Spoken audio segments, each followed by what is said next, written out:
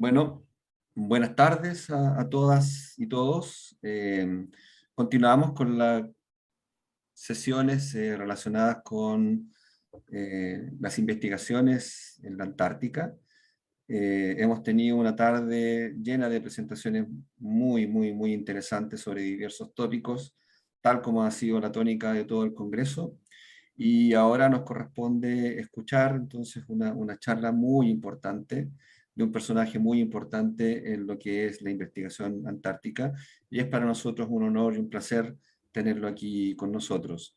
Para la introducción me voy a cambiar al idioma inglés. I was saying that it was a great honor, Stephen, for to have you here. Thank you very much for the acceptance to be of one of keynote speaker. For the rest of the audience, Dr. Stephen Shaw is the director of Securing Antarctica's Environment Future of the Australian Research Council at the Monash University in Melbourne, Australia. Is it correct? His research concerns biodiversity variation through space and time, and the conservation implication of environmental change, including the means to mitigate it. He have co-developed the field of macrophysiology. I am a great fan of that concept. It's very important. Trying to integrate large-scale pattern and processes underlying physiological variation and the ecological implication in different organisms, from insects to plants, animals in general. For many years, he has represented the International Scientific Committee on Antarctic Research, SCAR, and he was also the president at the Antarctic Treaty Consultative Meeting, providing scientific advice on a broad range of environmental and science policy matters. He has been elected Fellow of the Australian Academy of Science, and also international honorary member of the American Academy of Art and Science, and elected Fellow of the Royal Society of South Africa. He has been awarded very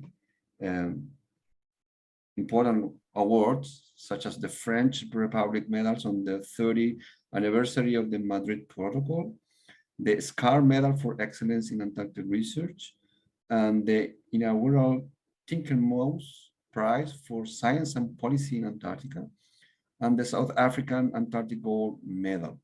So, well, all of them well-deserved honors for sure. And today he will talk us about facing Antarctica's connected future. So, Steve, welcome and thank you.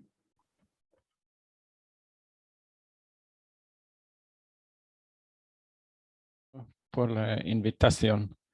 Es un placer estar aquí, well, at least online. It really is a great pleasure to be here. As Lauren pointed out, I want to talk with you in this plenary, understanding that for you it's the afternoon of a long day, about our connected future in Antarctica, some of the science related to that connected future, and some of the conservation thoughts we have to have about the outcomes of that science. I've structured the talk along some brief themes, very briefly our history, and especially the Madrid Protocol, which right now is having its 30th anniversary, signed in 1991, the impacts of our growing presence locally, then some continent-wide responses, because we have had some very great scientific and conservation responses to the change. Then scaling back a little to the rest of the world, the changing world we face. And then one example out of climate change and biological invasions as to why this might be something that we really have to think about in the context of Antarctica, and of course also the subantarctic, which is important for Chile, for other countries too. Touching briefly on some surprises, it's, I think, an increasing part of our world. Nobody needs reminding of that, since so many of us are still either locked in at home or have restricted travel as a consequence of a surprising pandemic. It shouldn't have been a surprise, but it still was one. Then a little about international engagement, and finally about the importance of collaborations to achieve the answers that we need for the Antarctic and for our world, and of course to ensure that we're able to implement some of the conservation measures that the Madrid Protocol has been so specific about. So let me start with just a very brief touching on Antarctic history, because I think it goes to the importance of the science we have to do and the conservation implications of our science. So of course, in the 1500s or thereabouts, the Western world anyway, thought there might be a Terre Australe indicated on this map from the 16th century, but didn't really know of its presence. That changed quite quickly, and many of you are well aware of your own country's history of exploration and scientific endeavor in the Antarctic, and there are many biographies or histories of Antarctica illustrated by David Day's book cover here. And we know that early on, to get there was really quite something. There's a letter in the middle of my screen from the Department of the Navy of the United States of America to Mr. Oscar del Rivero, who is probably the first Mexican citizen to set foot on the Antarctic. And that was by special invitation, and really one of the few ways one could get to the Antarctic in those days. And right next to it is an online advertisement I lifted just yesterday off the internet, indicating that certainly if you have at least a reasonable amount of money, you can just click on a bar on your computer and effectively book your own trip to at least the Antarctic Peninsula. We tend to think of this history mostly in the history of the Western world, but there's some indication now, and you'll have some indication, of course, from Latin America, that there may have been journeys earlier to the Antarctic. And I've lifted one particular paper by Priscilla Way and colleagues, just indicating that the Maori of New Zealand had a long history of connection to Antarctica, not only originally through their own journeys, but in support of the New Zealand and other Antarctic programs too. So things have really changed quite substantially. And among that change is an exceptional development, and that was in 1991, the signing of the Madrid Protocol, or the Protocol on Environmental Protection to the Antarctic Treaty. And it is quite a phenomenal outcome, because some of you will remember that prior to this, what was being negotiated was in fact an agreement related to mining of the Antarctic continent. And that was set aside through diplomacy, led initially by Australia and France, but of course then with the agreement of all of the other Antarctic treaty parties, including Chile, to set aside Antarctica as a natural reserve devoted to peace and science. And I think we should rightly celebrate the immense global achievement that this was for a continent that we all appreciate so substantially. Of course, over the years, our presence on the Antarctic has increased. This is a picture of McMurdo Station, for those of you who have not been here, just so you can see that it is very definitely the largest infrastructure development for science on the continent, but there are many others. And of course, we know too that we have a growing presence of tourists who visit the continent each year. And it's sometimes remarkable to see how much we've actually traversed the continent. And what I'd like to do here is just give you a short indication of the fact that this has really taken place over some time.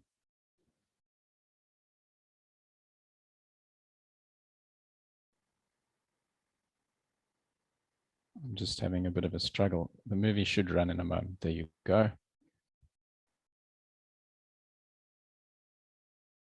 And this is over the 200 years of our scientific presence on the continent. And essentially the blue areas are the areas where, at least as far as our 2.7 million data points indicate, people have not yet been, although there's some records that we couldn't get our hands on.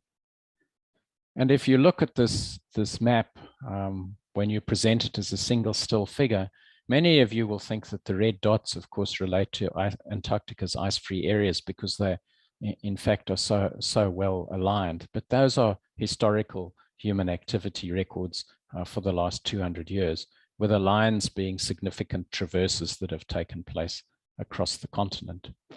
And these purple areas are, in fact, areas where, as far as we can tell, although mindful of the fact that some records, say, for example, from the early years of the USSR's participation in Antarctic expeditions and science, some records don't exist, where we think people have not actually been. And the Madrid Protocol makes clear that we should expect to look after areas that are called, in the protocol's language, inviolate. In other words, areas where people have not been, so that we know how the rest of the continent is changing. And it turns out there are not very many of those actually left, even for a continent that's as large and as very poorly inhabited as is Antarctica. So that's something of a negative message. The positive side of this message is that, in fact, Antarctica's wilderness is still very extensive. There are various ways that you can define wilderness in this particular piece of research. We looked at all of the ways that have been used. And if you think about wilderness as something that hasn't been very much impacted by people at all, then the proportion of these Antarctic conservation biogeographic regions where much of biodiversity is located is still very high. So, for example, in the Prince Charles Mountains, one could say that 95% of the area can be considered wilderness. If we think, for example, of the Ellsworth Mountains, 80%, Central South Antarctic Peninsula, 88%. But you'll also notice that there's some places where we consider wilderness to be negligibly impacted, that has become quite low, 45% for the Northeast Antarctic Peninsula. So we have this amazing opportunity in the Antarctic where we still are studying what is, in effect, an exceptionally large wilderness, but one that's changing very rapidly.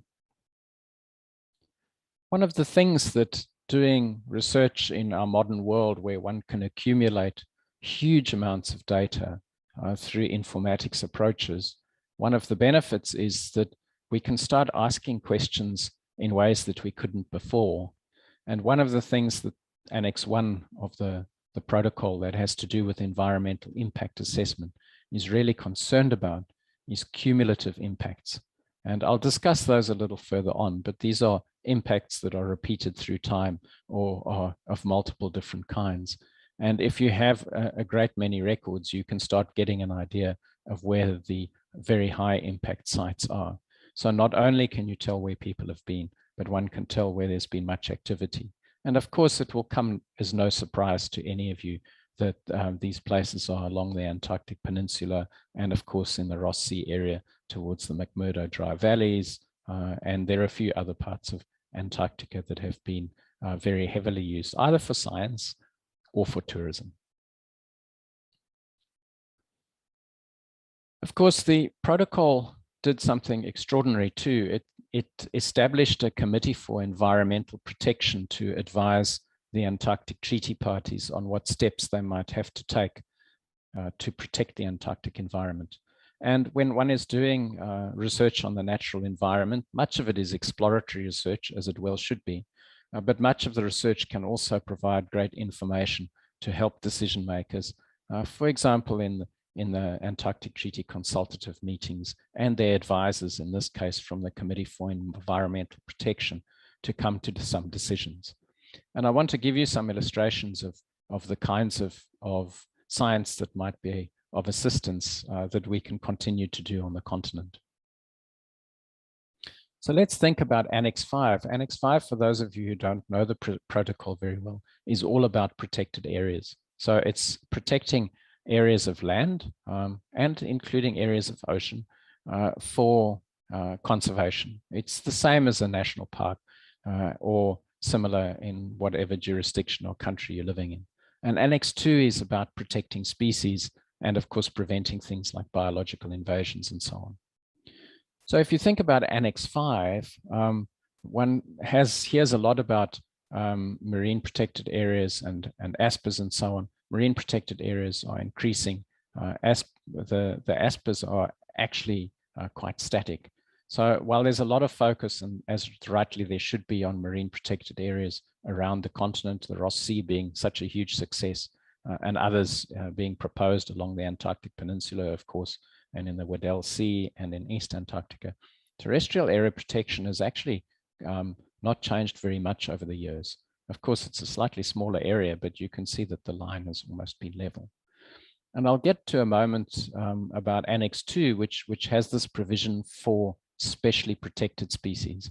But you can see that there are some birds in trouble, for example. This is just for the birds in the broader Antarctic region, and looking at those that are of least concern, near threatened, vulnerable, endangered, and critically endangered, and an indication of their population trends from the IUCN red lists.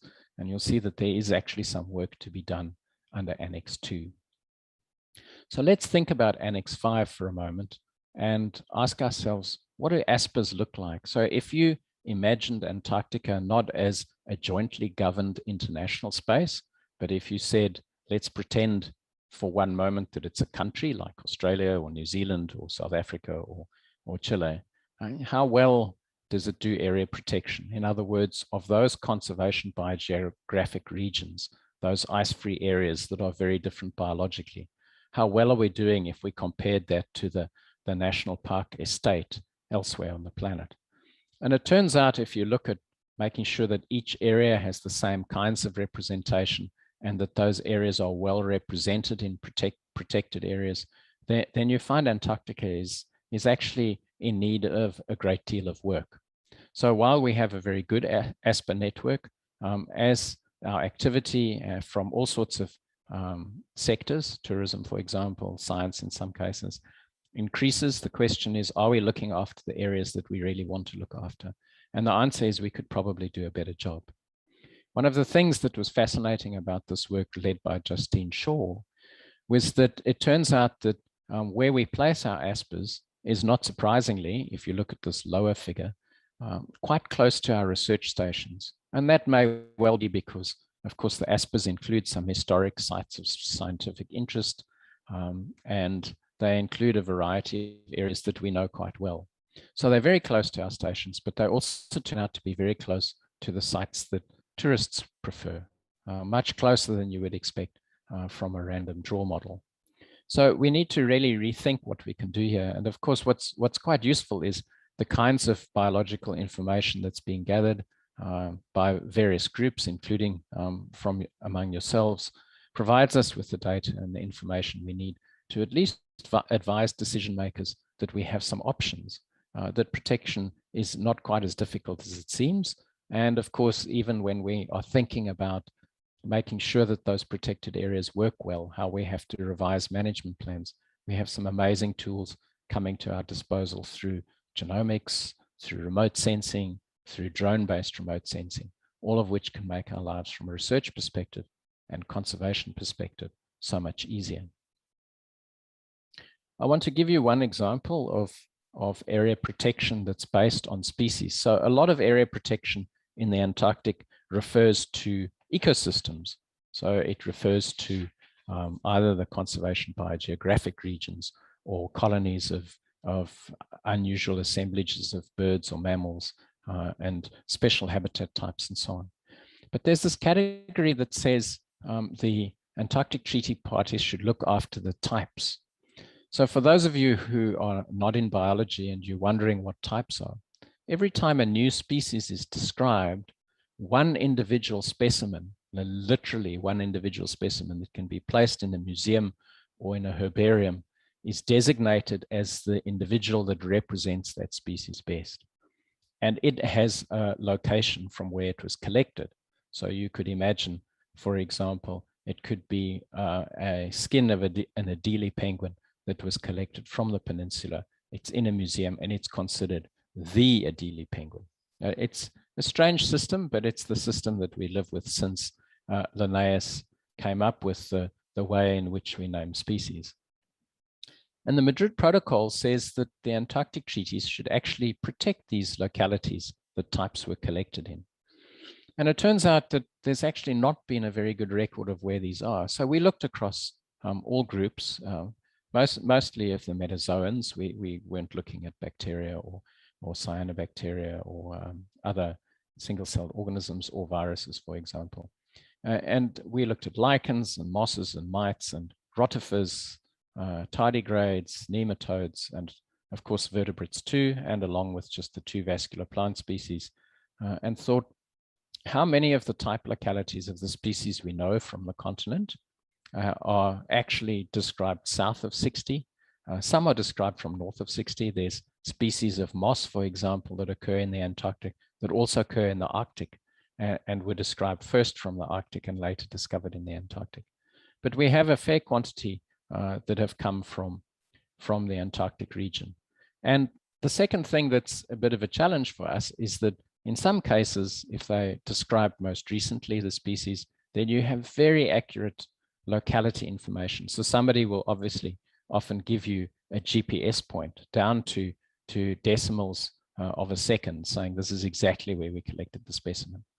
But if it's from longer ago, then the taxonomist describing the species may often say it came from Dronning Maudland, which of course, as everybody knows, is a huge area. So very difficult to understand where it is. So there's a real challenge for the treaty parties to do so, and very difficult for the CEP to advise how this should be done. And it explains why this question of type localities doesn't come up in the CEP's language very much at all. In fact, since the protocol was agreed, and since it came into force in 1998, type localities and types have not been discussed much at all, except where there's an occasional reference in a management plan. And it turns out, of course, now that you can map all of these across the Antarctic, and you can ask which are in ASPERS, which are being looked after. And it turns out of the 386 type localities which have a reasonably fine resolution, that's less than 25 square kilometers, 108 are already in ASPERS. So of course, what's fantastic is that it turns out that ASPERS are doing a job that people haven't recognized they're doing. So this is a great benefit to the treaty parties. We can say we're actually looking after one of the values that we all agreed we would look after. Turns out, however, that for the remaining 278, you would need another 105 protected areas. Now, for those of you who know the protected area system in Antarctica, effectively there are about 67 or so Antarctic specially protected areas that have been established to date. So this would have to more than double the network. And that shouldn't be reason for us to despair or to have a difficulty. What it simply does is what all good science does, is it says, is that the right target? If it is, how should we be addressing it? Are there some things we can do? Do we really need to protect the type localities? And these, I think, are all the kinds of questions that research raises, which then can translate into conservation to give us an indication of the kinds of questions we should be asking. And one of the things that's so encouraging about the kinds of research that you've heard at this meeting, that I heard previously when I was so fortunate to travel to Punta Arenas for one of our previous meetings of this kind, is that it sparks new questions. It forces us to think about new things. And it elevates to the spotlight questions that might never have come to the fore anyway.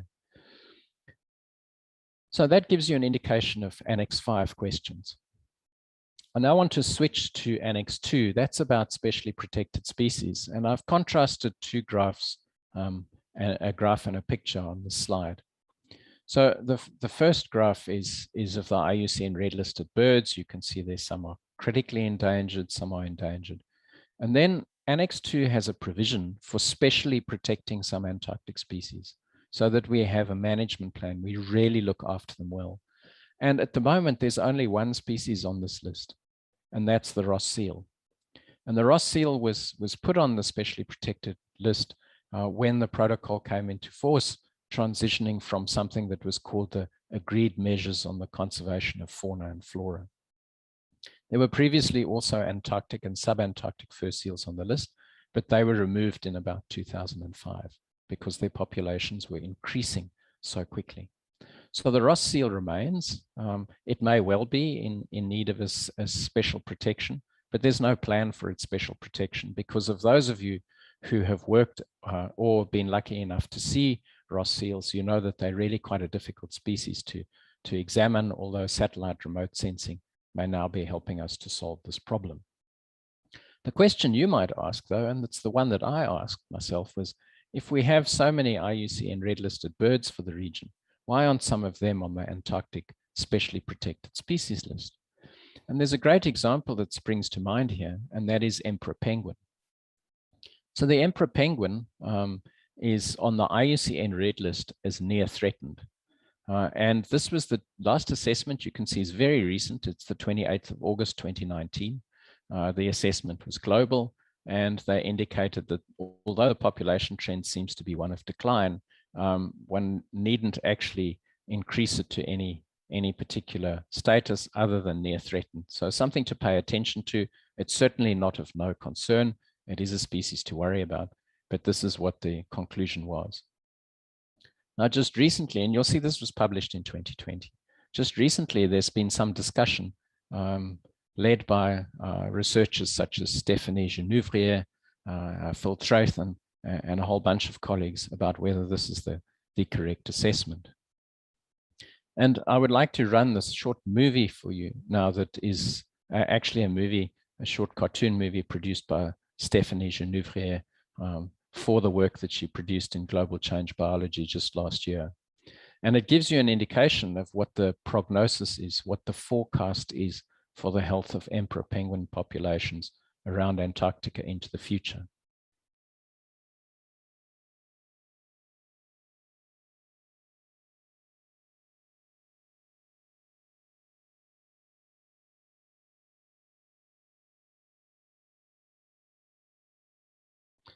So what Stephanie's, and in fact, I'll just run that movie again and speak while I'm doing it. What Stephanie's work has indicated is that if we have substantial global warming, climate change, 81% of the population will go extinct. If we meet 2 degrees of Paris Agreement, then maybe about 30% will be fine, and I'll play it for you again. And if we manage to hit 1.5%, then of course we end up with a much lower extinction rate. We end up with an expectation that only 19% of the population will be extinct by 2100. But of course, 19% is still a substantial amount, and all indications are that we will not, in fact, probably meet 1.5, although we're still trying really hard to get there. So that raises the question of, shouldn't the emperor penguin actually be in one of these categories, at the very least vulnerable, because the forecasts are very poor for the species. And I think that this is a great example of where there's a real opportunity to use that specially protected species category in the Madrid Protocol. And I raise this, it's actually a really well-known example. It's been discussed in the Committee for Environmental Protection. But I raise it because as we think about the species we know as scientists from the Antarctic, the question is, of course, are there others that we might be missing? Are there groups or single species that you know about in your work, your frequent work on the continent, that you think, hang on a moment, it might be a moss or a lichen or a marine invertebrate, that you think, why aren't we actually thinking about what the steps are that we can take locally to look after the species that we're responsible for on the continent? Of course, Annex 1 also is there. I spoke about the impacts.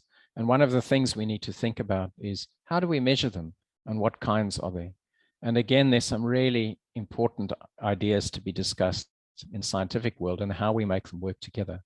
And I raise this just very briefly, indicating that these are the kinds of complicated questions that good research should be asking, because cumulative impacts are defined internationally as multiple impacts of different kinds. And we know that we have climate change along the peninsula, we have local pollution, trampling, invasive species, wildlife disturbance. How do they interact? Often we don't really even know the answer to these questions, and in some cases we haven't asked them. And then what we more regularly consider cumulative impacts is these are repeated impacts of one or more kinds. So you might have pollution many times, or you might have wildlife disturbance from repeated tourism visits to a particular site, or you may have invasive species. First one shows up and then another shows up, and there's some difficulty. And from a scientific perspective, what is really useful, and this is a complicated slide, and it's intentionally complicated, is that when we think about how we measure this into the future, we really have to think about the kinds of things that very, very seldomly make it into a decision-making framework. We have to think about things like, is there a gradient in the area? Is there random variation that's driven by, say, stochastic environmental shifts from year to year? And what does that look like before we even start with, say, an impact? So, ideally that this may be the change in a gradient or through time, so if it's a decline. But in fact, our data are going to look a lot more like this because we have a random effect, a systematic effect, an underlying gradient, and we have to sort out how this works. So for me, what's always so beneficial between the relationship of science to policy is the fact that science can come to grips with this and then explain it simply to decision makers to say there are a few things you need to know. And one of those things that I like to say is that it's important for us to consider that long-term observational programs, which are always required for decision making, are sometimes not very popular in the scientific world. Yet the science questions can be staged in such a way that we do a lot of fundamental and very interesting work alongside the monitoring work that gives rise to our information that can be used for making decisions about conservation into the future. So I'm drawing to the final sections of the talk, and I wanted to spend just a bit of time not on local impacts in Antarctica itself, but on the impacts of a changing world. And of course, all of us know it's changing. We've experienced for the last 2 years the grips of a pandemic. We see climate change playing out almost at the same time. Australia very, very heavily affected. Just moments before the pandemic, we were all wearing masks in Melbourne because the air quality was so low as a consequence of enormous bushfires along the east coast, which some of you will see actually translated into massive fertilization of the oceans and plankton blooms because of all the iron that came into the oceans from the fires. But they were certainly very devastating, and the US has seen similar wildfires, and many other parts of the world are experiencing this joint influences of climate change and the way we've actually transitioned to a world dominated by people. So of course, we know from the IPCC's assessment report 6, this is from working group 1 that just came out, that there's some prognoses. When I want to try to find out what which one of the forecasts should be used, I always look at the International Energy Agency's World Energy Outlook. And importantly, they said in 2020, this year's is not yet out, is that CO2 emissions levels are on their way to 36 gigatons per annum by 2030.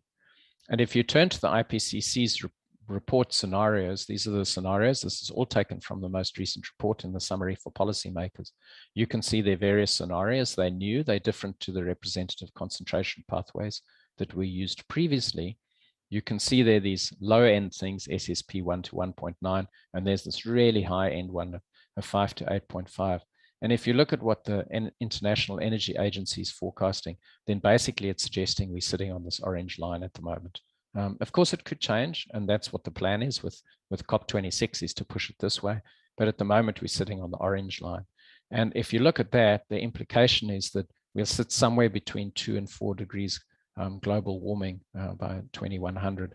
And these huge changes to precipitation too. I draw your attention to the significant heating expected over Antarctica and the significant changes in precipitation. So really worth thinking about that we have to push this line down as hard as we possibly can. And understanding, of course, that Australia is not providing leadership at the moment in this area. For those of you who work in the physical sciences, we know that there's huge impacts on Antarctica. I'm not going to deal with these. This is not my area of research, but I did want to remind you that this is a very, very rapidly progressing area of research. And it has huge implications for the world. So, for example, this IPCC report in the summary for policymakers suggested that it couldn't rule out 2 meters of global mean sea level rise by 2100. And that's just an almost unimaginable amount of global mean sea level rise. Already Kulpen et al. And were predicting that even under current scenarios, with only about 27 centimeters of sea level rise, there'll be by 2050 340 million people exposed annually to flooding. So if we ended up with this scenario and where we were by 1 meter or so by 2050 or a little bit less, we would see huge changes around the world. So that's very concerning. I wanted to touch very briefly on how this plays out locally in the Antarctic with biological invasions. This is in fact an introduced fly on an introduced plant, the dandelion taraxacum, on the island of South Georgia. And one of the things we know is the forecast is that new species will be easily able to come into the continent itself. This is some work by Grant Duffy and colleagues indicating that some of the world's worst invasives will now start to be able to find the peninsula a reasonably easy place to live, and some cold climate species that are known as invaders from the subantarctic will too. And among you, there will be researchers who know of the flies on King George Island, for example, who know of the springtails or collembola that have come into the northern Antarctic peninsula, and of Poa annua, the annual bluegrass that's been detected at a few stations and removed at a few as well. And for the subantarctic islands, we have similar forecasts of significant changes in species that might be invasive. And a few people have asked me, why should we worry? You know, why does a new species showing up make so much of a difference? And I want to give you an example from a subantarctic island. This is Marion Island. It lies in the southern Indian Ocean at about 48 degrees south.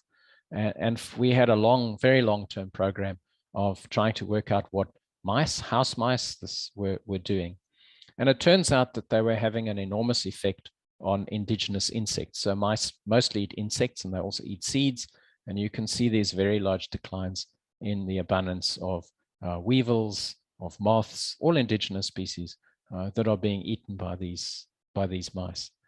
And for a long time, we tried to draw attention to this, and people understood that mice were a problem, but there was not that much attention given to a group of animals, weevils, for example, the largest individual of which is probably 8 millimeters long. It's endemic, it should get a lot of attention. But of course, one knows that some organisms are a bit more difficult to get enthusiasm about than others. So not much was done about the mice. Everybody knew the mice were on this Marion Island, and that we demonstrated there was a huge effect. And in fact, the populations are so low of some of these invertebrates now that it's very difficult to find them. And the transition was quite quick. I went to that island as a PhD student and spent several years there, and was used to finding some species in reasonable abundance.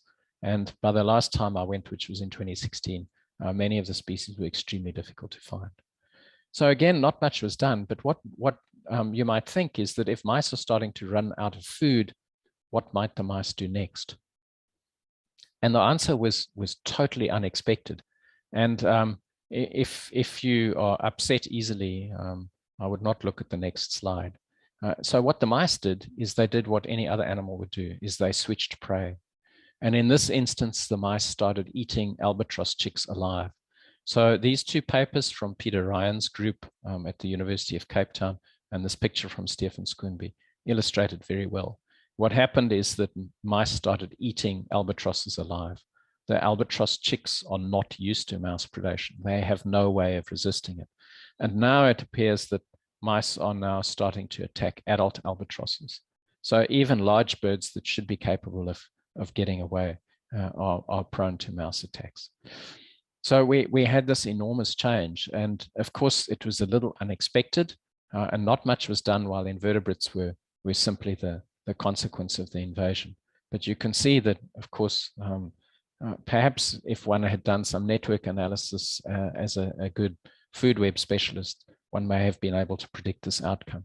Now, as a consequence of this outcome, there's a very large program of eradication being developed.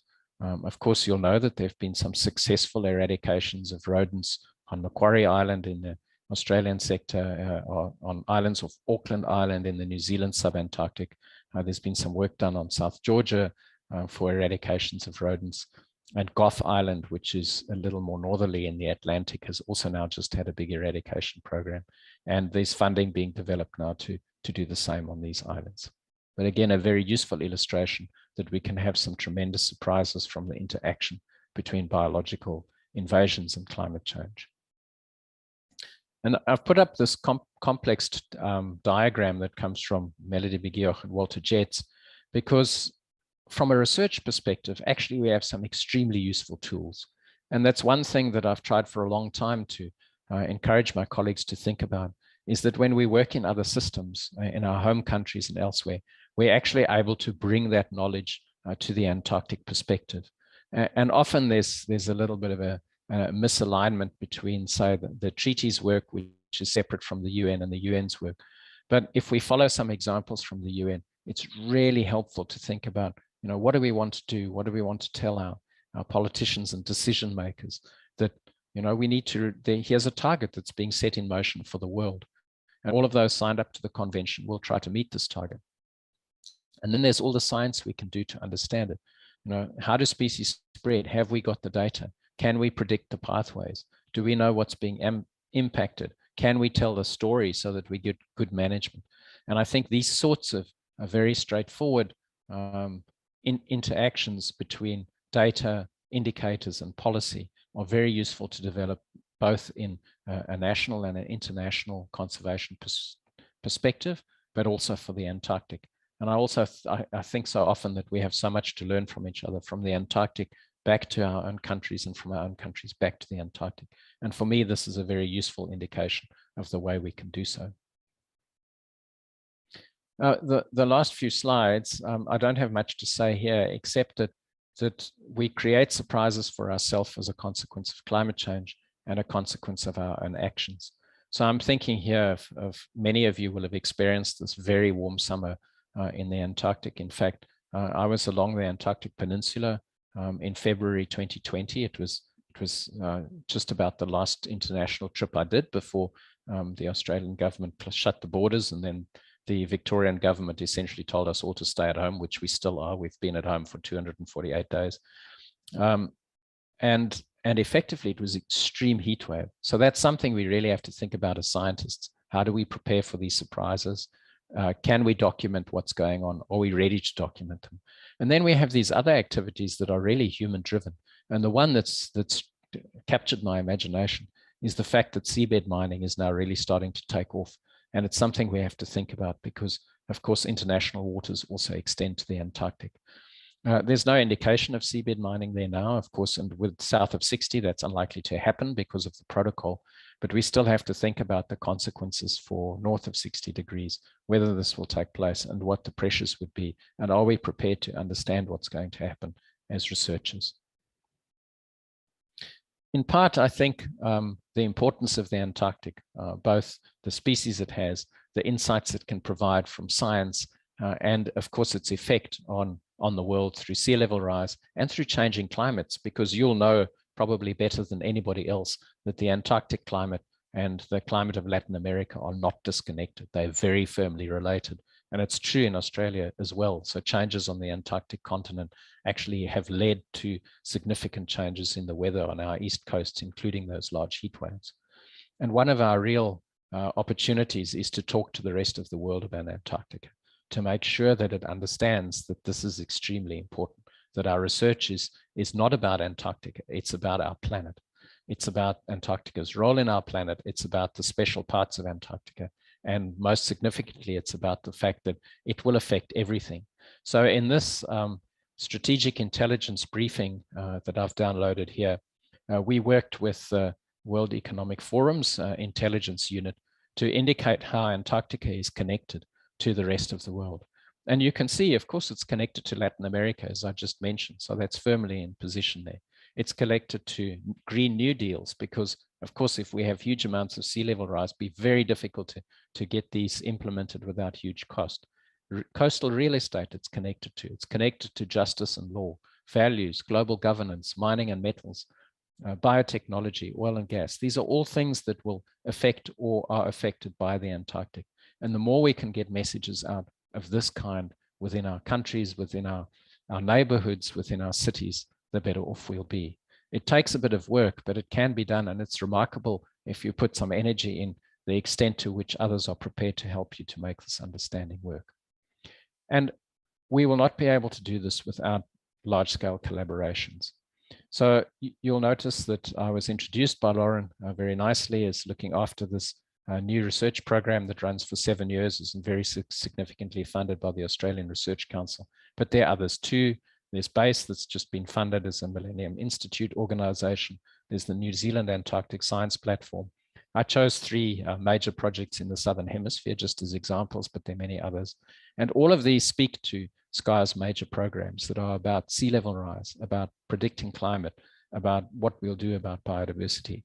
And I think there's a tremendous opportunity right now for us to collaborate as not only as scientists working across disciplines and with each other, but among countries, and to bring the importance of the Antarctic to the attention of those in our countries, the political decision makers, the people that are the taxpayers that actually fund our research, and of course that are going to, in very many cases, be those that most are at the receiving end of change. It's really critical for us to help provide that information to them. And we now have this opportunity and the opportunity to interact with the rest of the world through SKY. I always think is an exceptional vehicle. It certainly has helped me throughout my research career. Much of what I've done has been a consequence of being involved with SKY as an early career researcher and staying involved for a long time. The opportunities have been extraordinary, but also through the other international collaborative organizations that we're part of. So with that, I would like to thank you very much for your attention online. I know for all of you, it's been a very long day of great talks. I hope I've given you some indication that Antarctic research remains truly important and truly inspirational. And I would like also just to thank a few people. Marcelo, who's always reminded me that the natural world from a long time ago has many lessons for us. Melody Miguel, who's here looking at a fossil. Marcelo was showing her in 2017, who's provided a lot of inspirational ideas. My research group, who continue to inspire me in the way that they just take on enormous amounts of work and are very happy to do all sorts of crazy things. And of course, finally, to the Australian government for its research, and to my colleagues at SAFE. Thank you, colleagues. Thank you, Lauren. And I will stop the screen share now.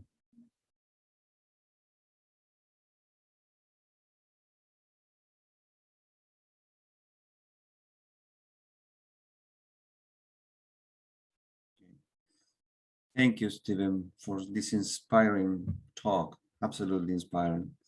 Thank you very much. I have some questions from me and from the audience. I will start from some questions from the audience. Maria Josefina Jorquera asked you regarding, she's curious about the metric used to rank Antarctica in the lowest quartile, the map showing protection relative to other countries. And she's also surprised to see Chile in the highest quartile. So any comments about this?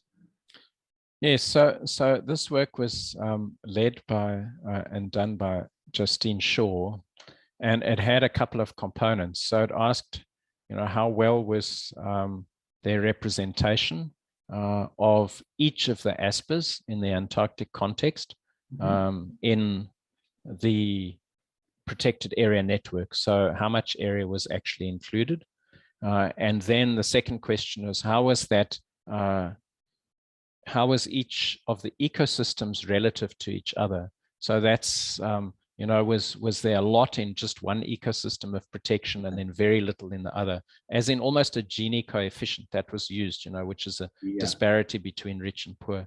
So that was the metric used for the Antarctic. And one of the first reasons is actually the ASPERs there's only 67 and they're often very small. So they don't capture much area of the ice-free area at all, is the first thing.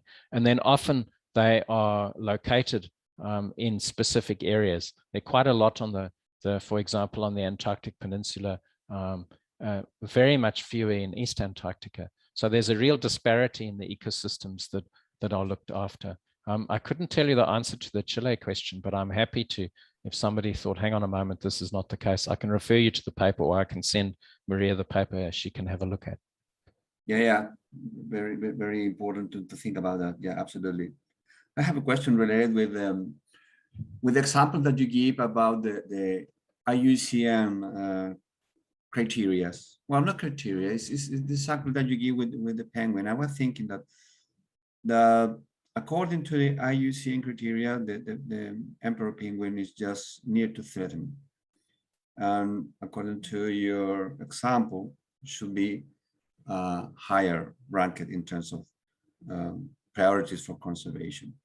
Is there any local program, when I mean local, Antarctic program, where by using the IUCN criteria, we can rank the different species that we have in Antarctica regarding the probability to be threatened in the near future? Yes, so Lauren, the IUCN does look at vertebrates that are included in the Antarctic's region. But so I would say from a vertebrate perspective, birds and mammals, certainly, there is some work done. Actually, it's extraordinary that species that are of commercial concern that we might worry about in the marine realm, like Patagonian toothfish or Antarctic toothfish, they're actually not assessed by the IUCN. So the answer is there is actually a bit of work that we could do to ask ourselves that question. For species that are non-vertebrate that we know well, mosses, for example, or invertebrates that we think might be very localized, we could run that program and provide the data ourselves. Eventually, the IUCN has a committee that looks after this. But with all these things, I mean, it's a big decision-making body, so we have to get the information in. The example with the emperor penguin is that this has all been done now, and now the data is being presented back to the IUCN to say, we actually think that the category is too low. And eventually, if the IUCN decides to disagree, then we have a mechanism that will change, because for a species that's entirely south of 60 or almost, you know, the birds do sometimes move north of 60 degrees, but certainly its breeding areas, then the Antarctic treaty parties can, without consulting anybody else, actually put in motion that protection for the region and can set up an action plan. And I think in some cases where we have the knowledge, we should do so. There isn't a joint program to do so at the moment. But for example, SCAR's and ICON program, where it's really about conservation, nothing would stop researchers getting together who knew a particular group of organisms and saying, well, we have to do something here, because we think either through declining populations now or declining range or climate change impacts or impacts through human activity, if there was a species, for example, threatened by trampling or something, we could do so. So that would be up to us really to do. And I think with these big research programs, we're now in a very good position to do so. Yes, absolutely. Especially considering that the IUCN is not considering the global warming as a threat, as a real threat. You know what I mean? Yes, I think it's insufficiently well done. I don't think there's enough consideration of how fast this change is coming, especially through heat waves in the Antarctic region. So there's quite a lot of work we could do as a group of Antarctic scientists. I agree. Yeah, definitely. Okay, more questions. This is a small delay between the question and the, so this is why I'm waiting some few seconds for the next question. Someone is waiting.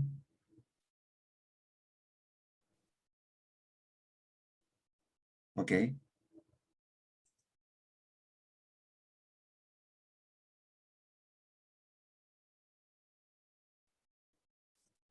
Okay, there is one. It's related with how subantarctic ecosystems can tell us about what we should care for protect the Antarctic in the present and in the future. Yes, I think they provide wherever you are in the subantarctic, whether it's in Patagonia or Tierra del Fuego, or across the subantarctic islands. I mean, in Latin America, you'll know better than almost anybody else that the warmer parts of the peninsula and the colder parts of Patagonia are not terribly different from each other. In fact, if you took somebody and you blindfolded them, and then as long as they were inland and not anywhere near penguins, you could say, you know, what's going on here? Where are you? And sometimes be very difficult to tell. And I think there's some extremely valuable lessons, and those lessons come from how does connectivity change? How does nutrient cycling change? What do we get in terms of changes in predation and food webs? And I think that understanding the subantarctic gives us an indication of what we might expect. So not only from species coming in from elsewhere, the ones that can, which ones live most easily in these areas, like Poa annua, for example. Anybody should have predicted Poa annua would end up on the peninsula because it's everywhere. It's everywhere in Punta Arenas. It's everywhere in Ushuaia. It's everywhere in Cape Town. It's everywhere in Melbourne. And it likes cold climates. And what does that do? It's very competitive when there's a lot of trampling and there's a lot of nutrient input. So one could say, well, if it got into an area where there are a lot of fur seals, there's a lot of nitrogen, we might expect a very rapid change in the environment as a consequence. So there's that aspect of predictability, but there's also the aspect of how do things actually change to become more like a traditional continent.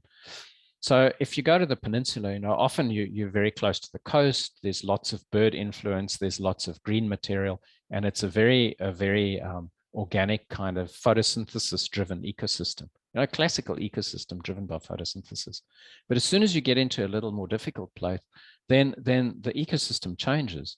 You don't see a lot of autotrophs. Suddenly the most of the production that's being done is being done sporadically through photoautotrophy, or there's a lot of chemosynthesis going on in the microbial communities. So how's that going to change? When will it change? Under what circumstances? And the subantarctic, with its big gradients and between these vascular plant and bryophyte-driven systems, and then these more polar desert style ones, provide us with a tremendous opportunity, as do some of the alpine systems that you work on, for example, along the Andes, where you have these very significant transitions between different areas. And I think those space for time substitutions, although they're sometimes complicated, are exceptionally helpful for understanding what's coming into the future. Absolutely. Well, thank you very much. Well, times run so fast. We're almost on time schedule. So again, thank you very much for the opportunity to listen to you, to share with us your point of view about the future of the Antarctica, all the different things that we have to take care about to protect this wonderful world. Muchas gracias a toda la audiencia por habernos acompañado en esta bella charla del doctor Stephen Chow, y nosotros continuamos con nuestro congreso el día de mañana, y agradecemos una vez más entonces al doctor Stephen Chow por acompañarnos en esta oportunidad. Adiós. Gracias a todos. Adiós a todos.